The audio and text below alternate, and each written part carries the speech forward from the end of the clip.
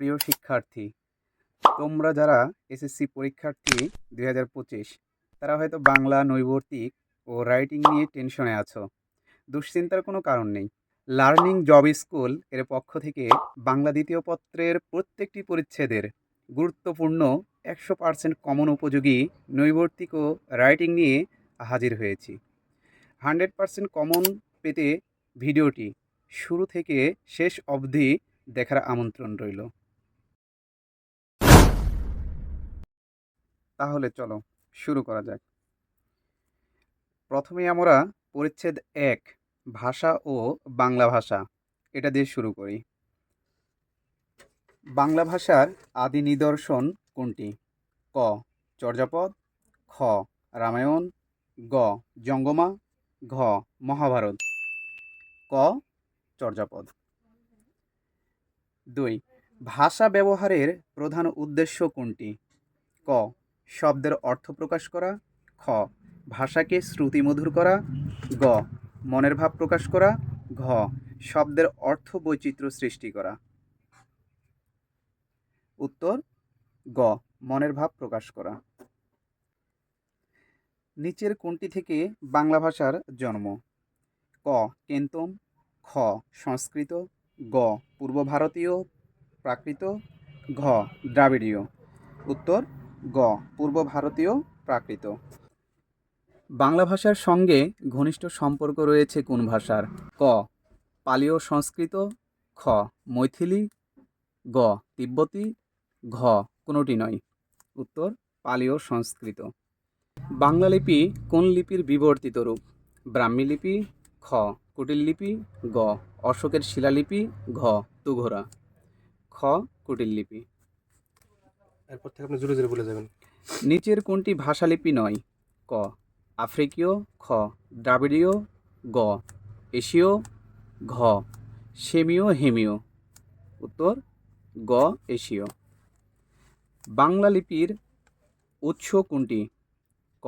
আরবি লিপি, খ. সংস্কৃত লিপি, গ. ব্রাহ্মী লিপি, ঘ. চীনা লিপি। উত্তর গ. ব্রাহ্মী লিপি। বাংলা ভাষায় কত লোক কথা বলে?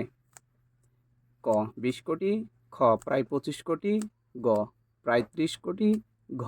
প্রায় ৩৫ কোটি। উত্তর গ. প্রায় ৩০ কোটি। বাংলাদেশের রাষ্ট্রভাষা বাংলা। জনসংখ্যার ভিত্তিতে পৃথিবীর কততম ভাষা? ক. পঞ্চম, খ. ষষ্ঠ, গ. অষ্টম, ঘ. দশম। উত্তর খ. ষষ্ঠ। বাংলা ভাষার নিকটতম আত্মীয় বলা হয় কোনটিকে? ক. অহমিয়া ও ওড়িয়া। এছাড়া আরও অনেকগুলো আছে, উত্তর হবে ক. অহমিয়া ও ওড়িয়া। পূর্বের পরিচ্ছেদে মাত্র 10টি নৈর্ব্যক্তিক দেখেছি আমরা। এবারে দ্বিতীয় পরিচ্ছেদ, বাংলা ব্যাকরণ। প্রথম পরিচ্ছেদের ন্যায় দ্বিতীয় পরিচ্ছেদ বাংলা ব্যাকরণ। ভাষার প্রকৃতি নিয়ে আলোচনা করে। বাক্তত্ত্ব, ব্যাকরণ, অর্থতত্ত্ব, রূপতত্ত্ব। উত্তর খ. ব্যাকরণ। ইংরেজি ভাষায় লেখা প্রথম বাংলা ব্যাকরণের রচয়িতা কে? উইলিয়াম ক্যারি, খ. রামমোহন রায়, গ. হরপ্রসাদ শাস্ত্রী, ঘ. Nathaniel Brassey.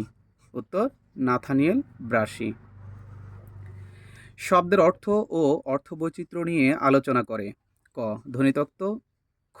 রূপতত্ত্ব, গ. অর্থতত্ত্ব, ঘ. বাক্যতত্ত্ব। গ. অর্থতত্ত্ব। রাজা রামমোহন রায় রচিত বাংলা ব্যাকরণের নাম কি? ক. গড়ীয় ব্যাকরণ, খ. মাগধীয় ব্যাকরণ, গ. মাতৃভাষার ব্যাকরণ, ঘ. ভাষা ও ব্যাকরণ। উত্তর ক. গড়ীয় ব্যাকরণ। প্রত্যেক ভাষার কয়টি মৌলিক অংশ থাকে? আমরা জানি 4টি। সন্ধি ব্যাকরণের কোন অংশের আলোচ্য বিষয়? ক.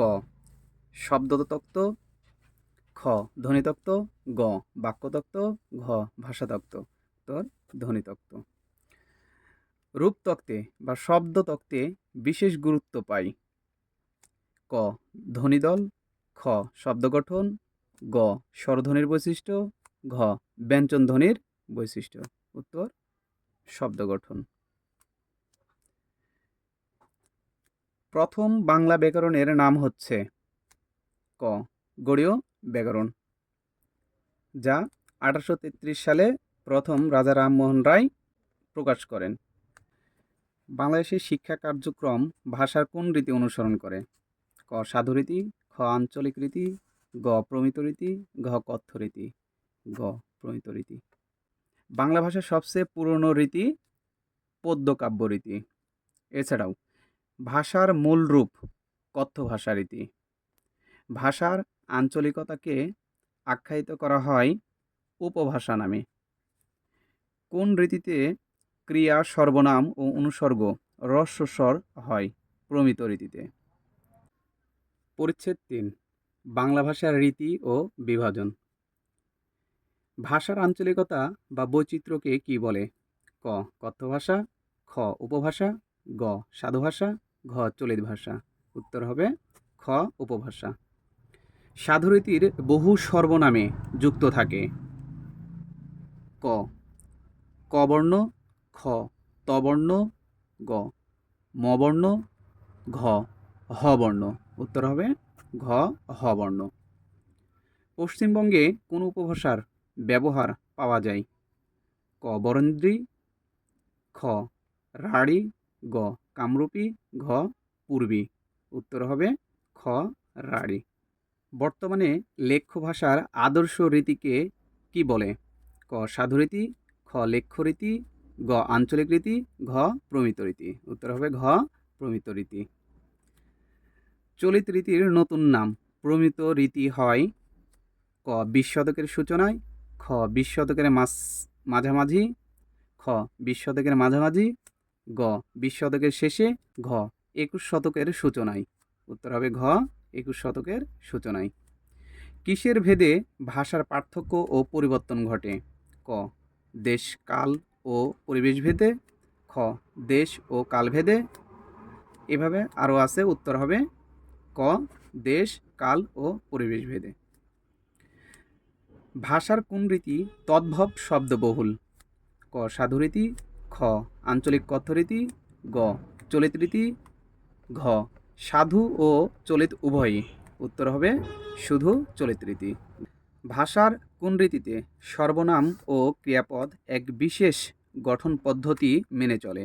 ক চলিত রীতি, খ সাধুরীতি, গ আঞ্চলিক, ঘ সব। উত্তর হবে খ সাধুরীতি। কথাবার্তা, বক্তৃতা ও নাটকের সংলাপের জন্য উপযোগী কোন রীতি? ক চলিত ভাষা রীতি, খ সাধু, গ মিশ্র, ঘ উপজাতীয়। উত্তর হবে ক চলিত ভাষা রীতি। সাধু ও চলিত ভাষার মূল পার্থক্য বেশি দেখা যায় ক বিশেষ্য ও বিশেষণ, খ ক্রিয়া ও সর্বনাম, গ বিশেষ্য ও ক্রিয়াপদে, নাকি ঘ বিশেষণ ও ক্রিয়াপদে। উত্তর হবে ক্রিয়া ও সর্বনাম। আজ 1 থেকে 3 পরিচ্ছেদ পর্যন্ত সাজেশন আকারে নৈবেত্তিকগুলো দেওয়া হলো।